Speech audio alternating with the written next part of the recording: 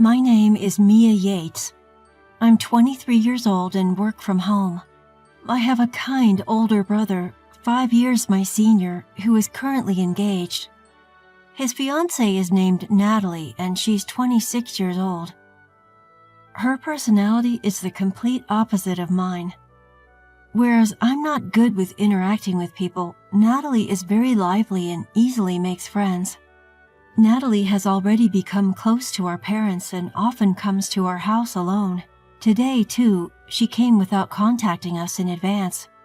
When the doorbell rang, my mom knew it was Natalie and greeted her with, "Welcome." Natalie came into the living room with my mom, saying, "I'm back." Then she looked at me with a baffled expression. "Mia, you're still at home?" She spoke without even greeting me. I replied, "I'm working from home," to which she retorted, "Enough with that, you need to get a job." Unable to argue, I decided to retreat silently back to my workspace. My room is a soundproof room, added to our existing house. I received permission from my parents and designated the layout myself. It's my favorite place. Of course, I paid for all these modifications myself. This room is my castle, so I keep it locked and don't let anyone in. To enter, one must unlock the soundproof door and open another door inside. As soon as I entered, I vented my frustrations, exclaiming, "I told her I'm working! Why does she make me repeat myself?" Since I couldn't say it directly to Natalie. Shouting until I felt relieved helped me to forget the unpleasantness. Around lunchtime, a small light bulb that serves as my bell in my room started to blink. Thinking it's probably time for lunch, I left my room and headed to the living room where lunch was already prepared at the dining table. My mom said, "Let's have lunch together," so I sat down at my usual spot, only to find Natalie sitting across from me looking displeased. "You get hungry even though you don't work. Don't you ever think about making your father and mother feel at ease? You're just like a parasite." I silently kept my head down and listened to Natalie's words. Once my parents sat at the table and said grace, I also said grace and started eating. Natalie seemed unhappy with my parents, who didn't scold me even though I didn't work. "Your father and mother are too lenient with you, Mia. I can't feel secure about marrying into this family if this continues." She continued eating her lunch angrily. My parents smiled and said, "Don't worry, just marry into our family." But Natalie didn't seem satisfied and continued to express her concerns to them. "I can't be reassured. What happens if you two can't take care of Mia anymore? Do you expect me or my future children to look after her?" She assumed I'd be a shut-in for life, leeching off others, so I stopped eating and hung my head low, mentally contradicting her claims. Seeing this, my mother told Natalie, "Mia does work, you know. Don't worry." But Natalie wouldn't stop. At 23, look at her appearance. Braided hair, thick glasses, and always wearing sweats. Who would believe she's working, looking like this? Frustrated, I countered in a soft voice. Appearance has nothing to do with work. This seemed to upset her even more, and she grew angrier. "Well, what kind of job do you do then? Say it," she demanded, glaring at me. I became so scared that I couldn't say anything. It was my mother who answered for me. "Only our family knows about Mia's job. I'm sorry, but we can't discuss it right now." Hearing this, Natalie stood up and stormed off, saying, "So I'm not in this family? Is that it?" I apologized to my parents for causing such a scene. My father reassured me. "Don't worry about it, Mia. Just do what you love," he said with a smile. I lightened my heart and I decided to continue with dinner. Over the meal, I proposed, "After my brother's wedding, I'll make sure I can tell Natalie about my job." My parents seemed to agree and their expressions eased up, saying, "That might be a good idea." After lunch, I started working again once the cleanup was done. In the evening, as usual, I went grocery shopping with my mom while my father tended to the vegetables in our garden, watering and preparing for harvest. When my mom and I returned from the supermarket, We found Natalie in tears in the living room, with my father seated beside her. Worried, my mom asked, "Natalie, what's the matter? Why are you crying so much?" Natalie clung to my mother and sobbed even harder, unable to speak. Seeing the troubled look on my father's face, I asked him what had happened. "I heard a loud noise from inside the house when I was in the garden. I rushed toward the sound." He trailed off, pointing to a crowbar and hammer lying on the table.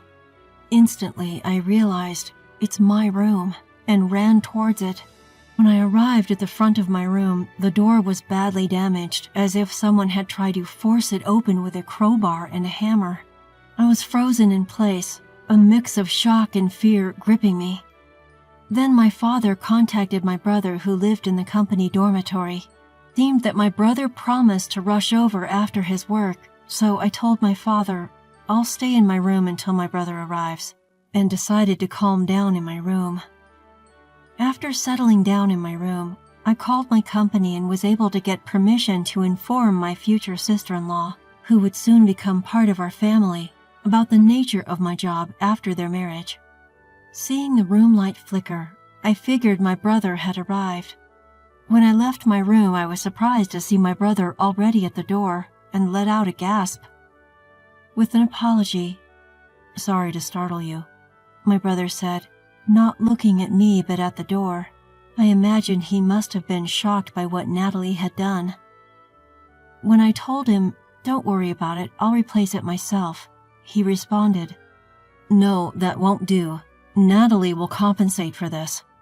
Taking my hand, my brother led me to the living room where Natalie and my parents were. As soon as we entered, he addressed Natalie. "I had no idea you were capable of such violence." Everyone stared at my rarely angered brother. He demanded, "Apologize to Mia properly and compensate for the door." Natalie began to apologize tearfully to my brother, saying, I'm sorry, but my brother snapped, "The apology is not for me," and glared at her fiercely. I told my brother, "It's okay now," but my brother didn't take his eyes off Natalie. Natalie turned to me, knelt down, and apologized. "I won't do something like this again.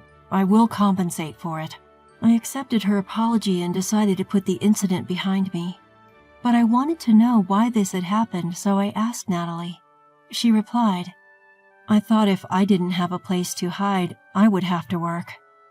Hearing this, I wondered whether I should tell her about the nature of my job before the wedding, which troubled me. However, it would go against company policy, so I decided not to say anything for now. Tense atmosphere between my brother and Natalie bothered me, so I brought out 2 live concert tickets from my room and handed one to each of them. Looking at the tickets, Natalie exclaimed, "These are for Aim's concert," and turned bright red with excitement. She turned to my brother and said, "Let's go." Her face was filled with joy. My brother asked me, "Are you sure? These are hard to get." When I replied, "I happened to get them. You can use them as a peace offering if you'd like." My brother also looked delighted. Seeing them so happy made me feel joyous too. From there, the good vibes returned as before. Everyone was able to forget about the damaged door and enjoy their meal.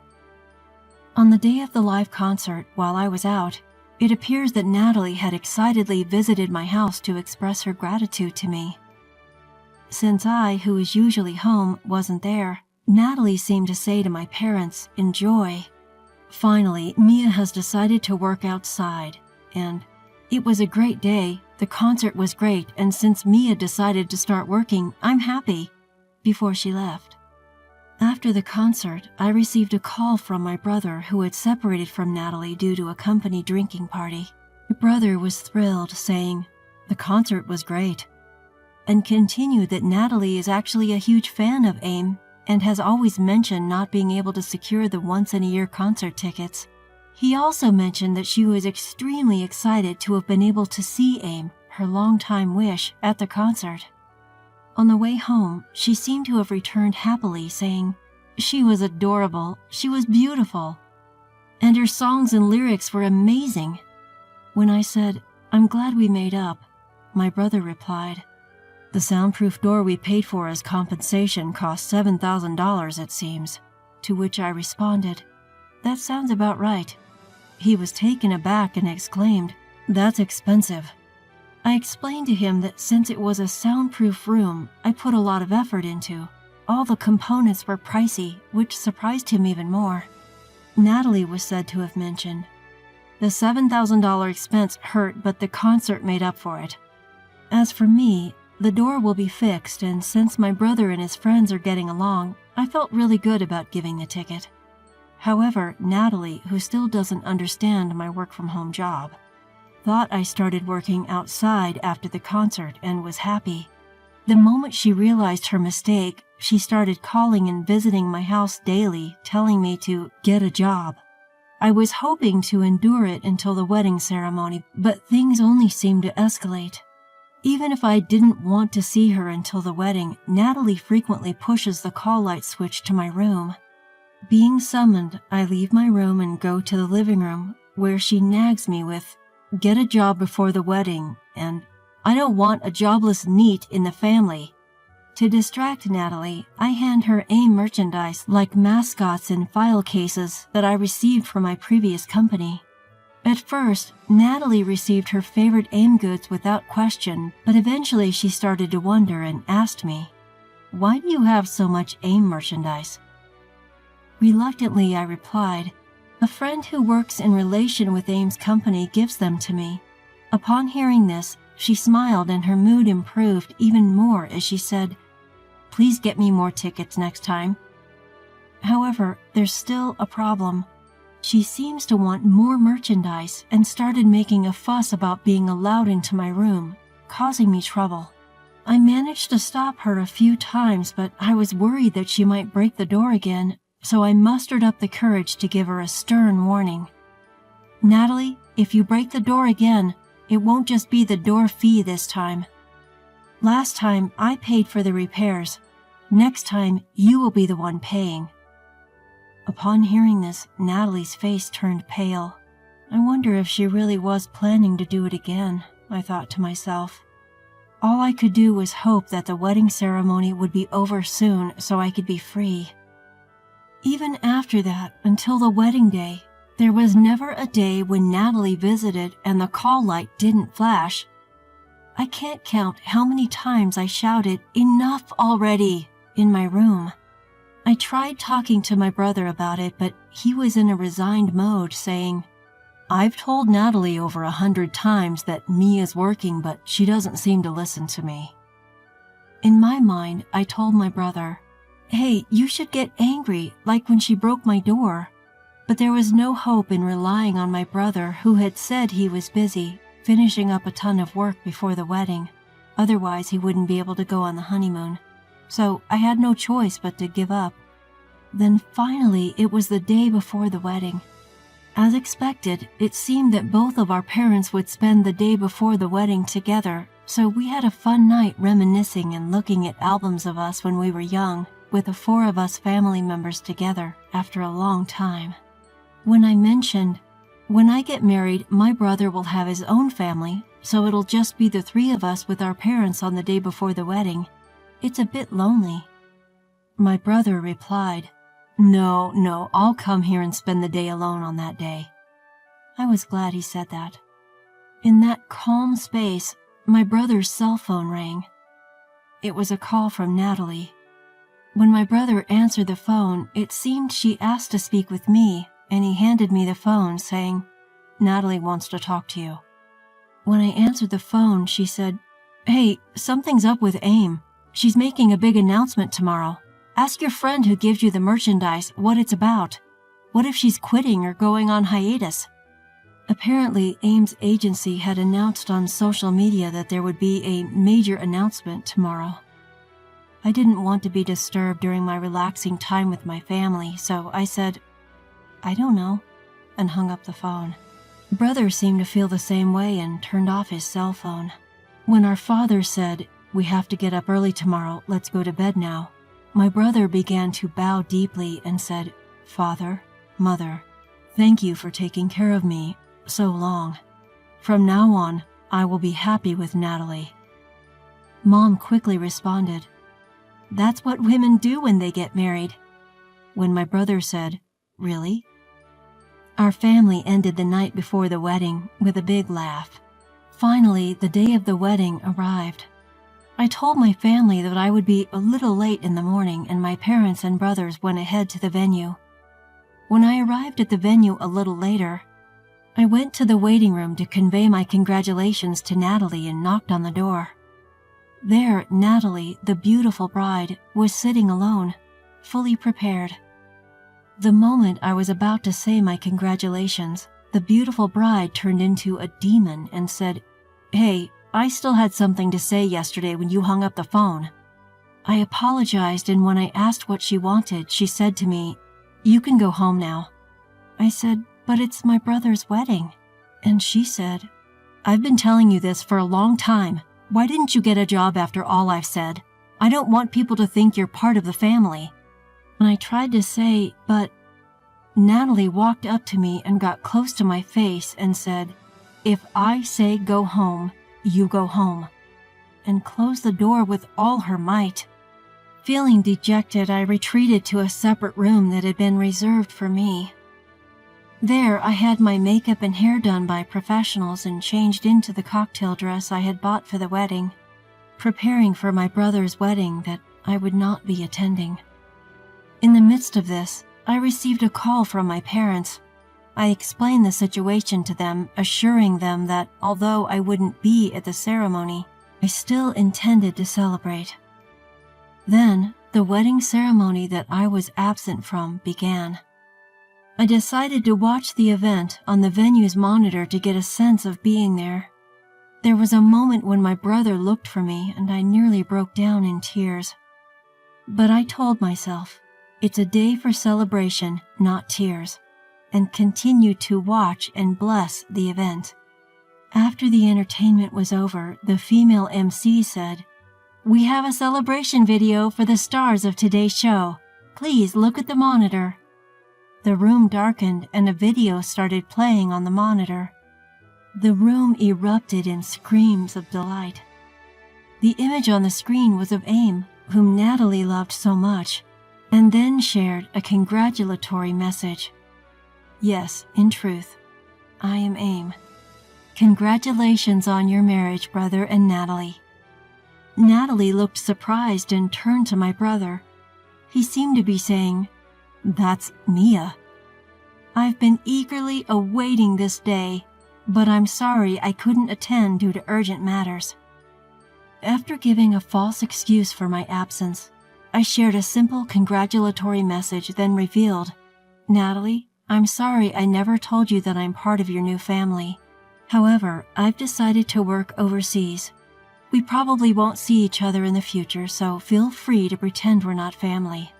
Oh, and I wasn't a shut-in. I was working in my home studio." Although I let a bit of sarcasm slip, I ended my message saying, "I wish you happiness." I'm a singer-songwriter named Aim who gained popularity on social media.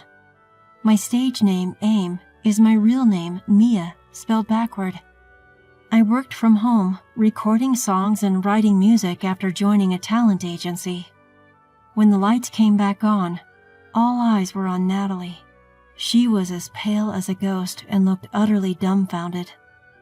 Once my job was done, I left the venue with the hair and makeup artists and other staff. Later on, my brother called. Apparently, after we left, Natalie was supposed to thank the guests and see them off, but instead, she was running around the venue looking for me. When she found I had already left, she broke down crying in front of the folding screen. What's more, I heard from friends that she's now known as the bride who isn't considered family by Aim, and my speech from the wedding has gone viral on social media. I heard she regrets what she did and can't even go out in her neighborhood anymore.